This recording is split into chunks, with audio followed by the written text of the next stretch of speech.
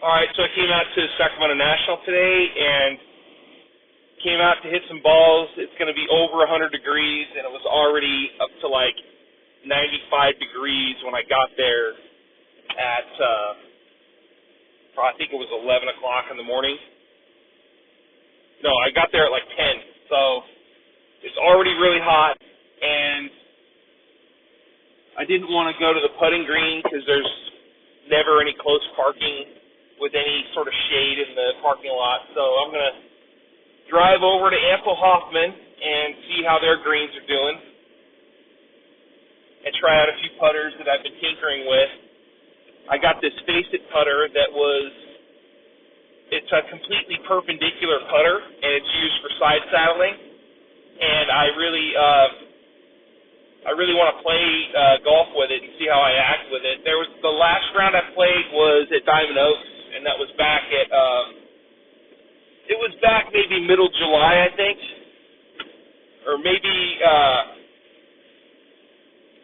middle to late July. I can't remember. So I used my Odyssey 2-ball long putter, and I was doing my approach putts with it, and then I was doing the sort of side saddle, abbreviated side saddle with it for the close, comebacker putts that I had a bit more success with. And so there's a thing with that side saddling. And then last weekend I went to Bodega Harbor Golf Links, and I made a video, but it just didn't really come out with any sort of brilliant luster to it, and I wasn't really feeling it, and I was really tired after that weekend. And that whole concept of having to commute to work and commute to buy groceries or commute to play golf or have fun is sort of hard to deal with when you're a little bit older. So it's happening more and more now because things are so expensive, and especially for golf. I mean, I live in Roseville, and I wouldn't be caught dead at one of their practice facilities because it just isn't compatible. It's just not. I don't think Roseville does a good job with any sort of practice facility, either at Diamond Oaks or Wood Creek, and I can't stand Wood Creek. And, I mean, Wood Creek has to be one of the worst courses in this area because of its crazy design and its inability to be somewhat firm during the spring and summer. And it's just so undulating, it's just unnecessary, and it's really annoying to play, and I never ever play there. The only other place that isn't run by the city that I would like to see again would be Morgan Creek. That used to be a country club, and now it's a public golf course. And I've played it I think 2 or 3 times, and it's pretty good. But just with today's economy and who knows how well they're maintaining it and how it's all shaking out with traffic and all that stuff. So, it's sort of frustrating that when you go out to the golf course, you find yourself you just want to get through the round, and you find yourself being out there with folks that kind of don't really they're not considerate of other people's time, and I really find that to be sad, and it dissuades people that are into golf from actually going out and playing golf when there's people out there that aren't considerate of other people's time. So, and that's all because of what happened during COVID. And I experienced it the last time I played Hidden Brook, which was middle July, and I went out there and I quit after 6 holes. And I literally was like, this is completely ridiculous how there's people out here that have no attention to how fast they're going or whatever their pace of play is. They're not keeping up with the group in front of them, and I was out there all by myself for 5 holes, and then there was a group that I slowed down, or that I was stopped up for, that was playing this par 3 it was like the 5th hole or whatever, and they took forever, and I figured that it was also hot, and I'm not the biggest fan of playing golf when it's hot,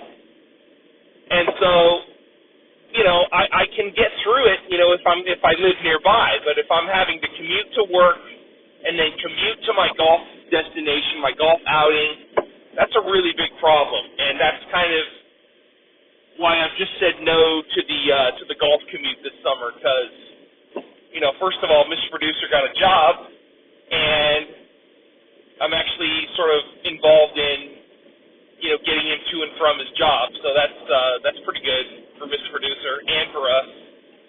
So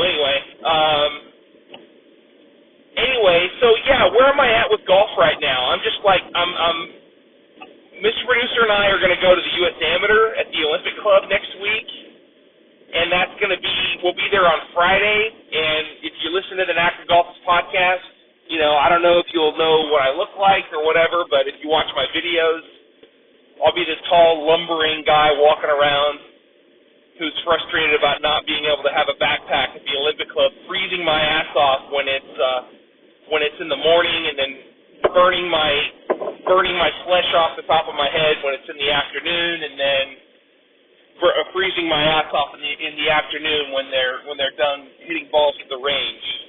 So I don't know how that's all going to happen. I looked up the ticket information, whatever that is, and the parking.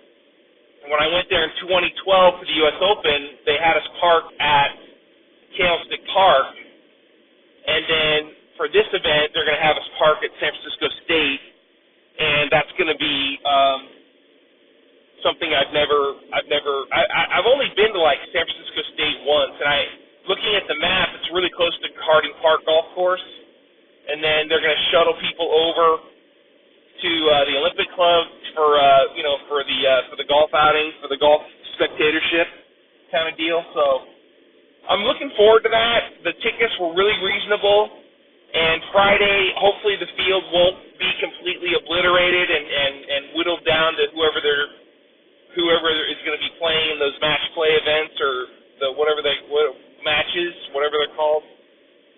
So I'm looking forward to seeing the Olympic Club next week.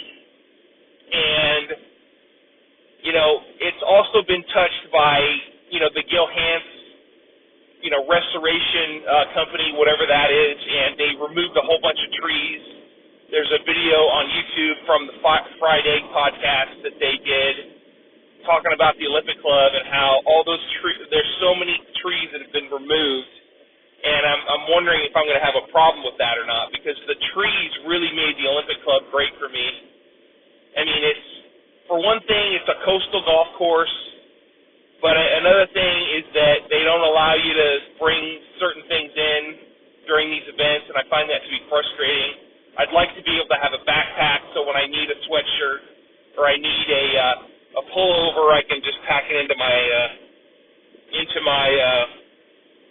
backpack for the day, and then just, and I'm looking forward to getting some U.S. Amateur merchandise.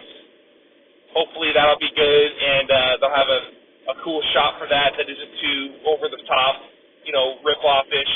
So I'm looking forward to it, and we're gonna get up really early, and then we're gonna go to a place that I love going to. It's in Vacaville for breakfast. It's called Ren's Cafe, and if you're in Vacaville at all, I love to stop by there to have breakfast on my way to Sears Point Raceway whenever I go to a CSRG racing event. It's all historic sports cars that I just love seeing and hearing, and that's for my other YouTube channel that I do that for. So anyway, yeah, so I'm on my way I'm here at Eagle and Walnut Avenue here in Carmichael, and on my way, I went to go hit balls at Sacramento National, and then I'm actually driving now to Ansel Hoffman to see if I can tolerate the heat that is close to the river. It might be a little cooler because it is close to the river, the American River, and there might be river rafting patrons that are on the river that are a bit inebriated already. So we'll see how that goes. So the greens at Ansel Hoffman are usually pretty good, and I'd rather go there than fry something tender over at Sacramento National. So So where am I at? I'm doing stuff with putting. I'm doing the side saddle thing, and then I went to Played Against Sports yesterday, and also there was a gentleman that was a member of the Forge Golf Club Appreciation page that sent me some things. He sent me some mallet putters. His name is David Childs. He also sent me a 64-degree Ram sand wedge / lob wedge that I just tried for the first time today at Sacramento National. It was great. I bought one of these cast 64-degree wedges a few months ago, and I thought it was forged, but then it wasn't. It was cast. So I finally got the forged club in my bag, and it's awesome. It really feels good, and it's a completely original grip, and the face of the blade of that 64-degree wedge is just really great. It's almost like a teardrop, cool sort of deal with extra grooves on it, and I'm looking forward to playing golf with that. I did play Seascape down in Aptos, which is near Santa Cruz. It was back in June, and that was an outing that I didn't really think I'd be able to go to. I wasn't planning on it, but I ran into my old boss at my old work, and I was able to play 9 holes with him.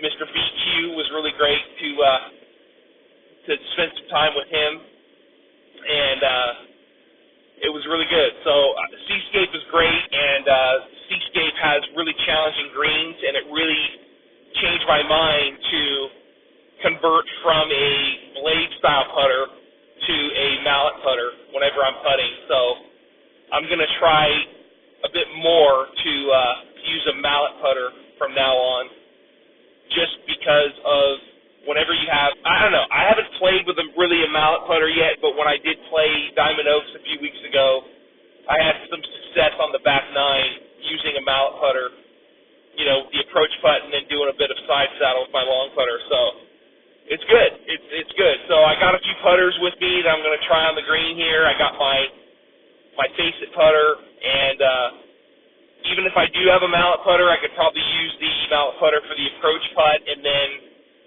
I was tinkering with it in the studio, and I could do the side saddle with a conventional putter and see how that goes, just for giggles and kicks, Yeah. So where am I at? So I'm in Carmichael. I'm at the stoplight. I'm on Fair Oaks Boulevard. This is a predominant sort of. This used to be a, I don't know how to say it. This is like the main drag here in Carmichael. I don't really know what else to say about it. There used to be a Hard Rock Cafe or kind of place that was up here. Oh, yeah. Anyway. All right, so what am I up to? I haven't really done any podcast-related stuff lately, and I don't know if I'm going to be continuing the podcast because it's just $18 every month that I'm not really doing that anymore, and I'm trying to focus more on having video podcasts. But then again, I did have a few folks watch my video of when I tried. Or when I quit after 6 holes at Hidden Brook. I was really up really late. I was up really early, and then I commuted to play golf. I was frustrated. I went to Napa to try to cool off, and then took a scenic drive on Highway 121 between Napa and Winters, and I ended up down at Sacramento National again, and I hit some balls, and I had about 1,000 people watch that video because I was detailing what clubs I was using, and it was at night, and it was nice and cool, and so you could see the ball coming off the face and seeing where the ball went, and it was pretty cool to see. So, yeah, one thing about my YouTube channel is that since I'm not in the upper echelon of big deal sort of YouTubers, the quality isn't going to be spectacular, and I'm just doing it with an iPhone, and it's not, you have to have a certain amount of viewers and subscribers to be able to have a better quality YouTube channel. And I don't know if that's a premium kind of channel that you have to have. I might have to look into that, but I mean, I have a 4K TV at home that my wife owns, and she lets me watch on it. And you know, the quality I see on that TV, even though it's a 4K, you know, I'm filming in 4K 60 frames per second. But the next phone I get, I'm hopefully going to get a 4K that's 120 frames per second, and hopefully that'll be better quality, at least for my my racing stuff that I do. So yeah, I mean, I'm thinking also if you want to donate to the Knackered Golfist, I might put a little donate tab on there to see if anybody wants to donate. It's a little hard to do it on the podcast because it's just still not, you know, it's still not all that encompassing. But I mean, YouTube at least does a better job of allowing people to get paid if they want to, because I've never made any money doing any of this. But I mean, you know, I can pay for shipping for somebody if they want to send me some golf clubs. But yeah. But anyway, I'm not poor. I can afford Japanese toilet, even though it's a crappy one. No, I'm kidding. But anyway, I'm approaching Ansel Hoffman Golf Course. If you ever come here, it's sort of a long, meandering drive down Harsh's Drive in Carmichael, and you have to stop at the gate and tell them that you're going to the golf course and not going to consume the rip-roaring rapids that is the American River. And so this is Tarsh's Drive. It's a bit nature-ish. You know, the FEU Nature Center is off to the north side, and you can go there and see some nature stuff. Oh my God, they repaved this road? This road was rubbish for so many years. They put a road in here, they resurfaced it, and then they put a bona fide bike path on the right side of it coming in. So when you come into Ansel Hoffman, you see the sixth hole, which is, oh man, they are backed up today. Holy smokes, there's a lot of people out here. This is awesome. They finally did this. They put some speed humps out here. They got a weather station out at the golf course here at Ansel Hoffman. You got a whole bunch of Canadian geese underneath these trees. There's so many trees here, and this is a really tree-savvy place, and it's great to see, you know, all this there. All right, I'm going to talk to this person. Yeah, I'm going to the golf course. All right. So anyway, you gotta stop and you gotta say hello to the folks at the shack here at Ansel Hoffman. Tell them you're going to the golf course. That way it won't charge you. And here's a Porsche 944 coming at me with the guy doesn't have air conditioning. So Ansel Hoffman's really good. I think it's a really good golf course, really well maintained, and it's almost like a gym here in Sacramento area. So it's green. Oh man, it's green everywhere. Not a lot of dry spots. They might be charging $75 for 18 holes here on Saturday, but still, it's pretty fun. It's a pretty fun place, and man, this is cool. They resurfaced this road. They may have done this really recently. And speed humps. Yeah, you know.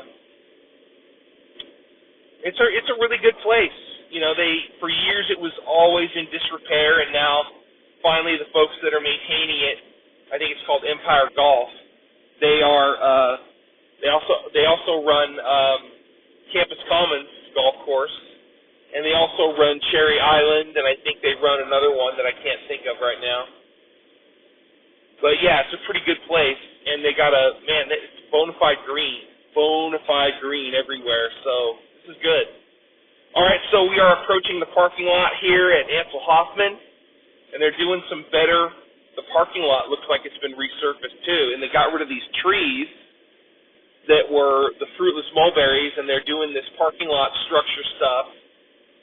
It's better. It's better than it was. And the putting green looks pretty good. Oh yeah, we got bona fide spots here. Oh, they're gonna have some planters here in the parking lot. They're probably gonna plant trees. So anyway, yeah, no more permanent shade here with the oaks or with the mulberries. So, all right, we'll see how it goes here at Ansel Hoffman Golf Course here in Carmichael, California. Thanks for listening. This is the NACRA Golfers Podcast on the Observant Ear Radio Network.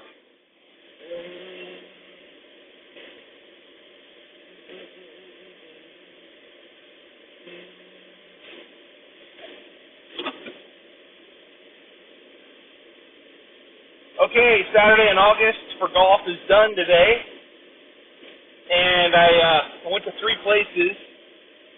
I went to Sacramento National, hit balls, and I went to Ansel Hoffman to go putting on their green. Didn't make any video on that, but then I came over to Thunder Valley National at Whitney Oaks, and I came over here to the putting green. I was only out there for like 15 minutes. It is really hot. It's at least 105, so had a big full lunch too, and I probably ate too much, but it was really, really good pizza. I really love Winelli's Pizza.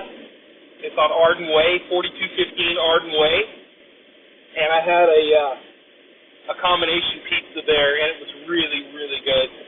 Really down home, before everything got processed kind of pizza. And for a day like this, you think pizza would be the last thing on my mind, but I really haven't had it in a long time. So I really love Winelli's Pizza. So had a really good time there. And I watched a little bit of the FedEx St. Jude Classic on NBC. And can Tommy Fleetwood keep it in the lead and win by a considerable margin tomorrow? I'd say it's doubtful because Scottie Scheffler he was like third place at the time, and you never want to count him out. And Rory just did not come to this event this week, which I would say, whatever, no big deal. He doesn't need to do anything ever again. But he just I don't know if it's not up to me. Who cares? Who cares, Anyway, I went to Goodwill yesterday, and I picked up a Never Compromise putter. I think it's called the TDP 5.2, and it's a straight shaft into a sort of half moon sort of a shape it's a milled face. But in my hand, it's like a 33-incher, and I took it to the green, and it's a little bit. I would have to tweak it a lot. I would have to put a new grip on it, add some length, put some weight on it where I like it. But then I went to play it against Sports yesterday, and I picked up a Ray Cook MX1 putter, which is very similar to the. It's kind of the way the old. Zebra putter used to look, but it's different. It's got the double bend in the shaft, and the head is aluminum, I think. But man, the person who had it before had weight put on it in the perfect place, and that thing sets up perfectly for me. It's 35 inches, and it was only like $17. But man, that thing's better than a 2-ball putter. It really is. It's better than a 2-ball. It's better than a Rossi. It's better than a Zebra. It's better than a lot of the mallets out there. I don't use mallets a lot. I mean, I've used that Ping B61 for a long time, and I don't know if that's. I don't know. It just doesn't feel right with me right now. So putting is really fickle, but it's really, really great. Nancy Lopez used one of the, there's another version Ray Cook putter that was out there that had a really different design. It was almost like a heel toe kind of a putter, but it was aluminum head, and it's a mallet. But man, that thing looks cool. I mean, that Nancy Lopez putter was different, but the MX1 putter that I got, it just feels so good in my hands. I'm able to take it back in one piece, the way Ken Venturi said about Ernie Els, but then I don't have to do anything special with it. All the stuff that needs to happen when the ball is hit already happens because of the extra mass behind the ball, on the mallet, and that's why I'm finding out that a mallet is actually better to use on the green because there's so much more. I don't know. You feel like you're hitting through the ball a lot more with a mallet. And I had an old Founders Club putter that was out there that was milled, and I was doing some approach putts with that, and then I was doing a bit of side saddle on that one, and it felt pretty good for like the 3-footers coming back. That felt pretty good. And then I got my basic putter out there, and I'm slowly but surely. I actually shortened it last night, put a new grip on it, so now it might be 48 inches long. But still, it's kind of cool. It's really perpendicular, and I hope I want to use that out on the course one of these days. So anyway, I never thought I would use 2 putters on a green, but I mean that's really, really over the top. Like some of these companies think that people need 2 drivers in the bag, like a regular driver and then a mini driver. Oh my God, can you imagine? Get a mini driver and then put mini driver's face on it. In fact, when she was in that James Bond film. Anyway, I don't know. I thought she was gorgeous back then. So I just thought of that. Mini driver. It's a mini driver. Oh, wow. Anyway, it's really hot today, 105, coming to you live from the Roseville area.